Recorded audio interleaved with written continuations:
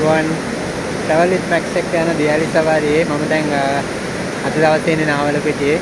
තවත් සුන්දර ස්ථානයකට මම අද ඇවිල්ලා ඉන්නවා දියලි පාරාදීසය බලන්න. නාවලපිටියේ ටවුන් එකේ ඉඳලා කිලෝමීටර් 3මාරක් විතර ඔයාලට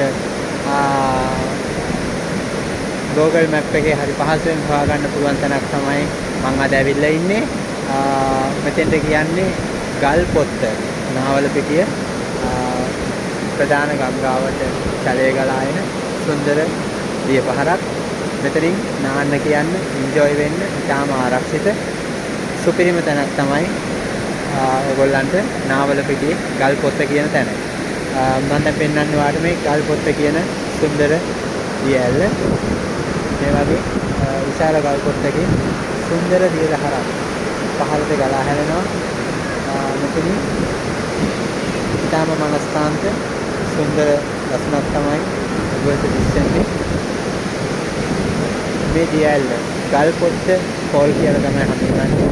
මෙතනින් පල්ලෙහා පොත්මලේ ජලාශයට ජලය මුදා හරින ප්‍රධාන ගංගා මාර්ගය තමයි ඔබට දිස්සෙන්නේ පහළට. මෙතෙන්ට ආවොත් ඔයාලට සුපිරි එන්ජොයිමන්ට් එකක් ගන්න පුළුවන්. නාවලපිටිය ආවොත් අනිවාර්යෙන් ගල්පොත්තට ඇවිල්ලා නාලා යන්න අමතක කරන්න එපා. මාත් දැන් නාන්න හදන්නේ. ගල්පොත්තෙන් නාලා ලන්ච් එකත් අරගෙන අපි යන් තවත් නාවලපිටියේ තියෙන සුන්දර දියැලක් බලන්න. travel with max එක තවත් දියැලකින් හම්බ වෙනවා.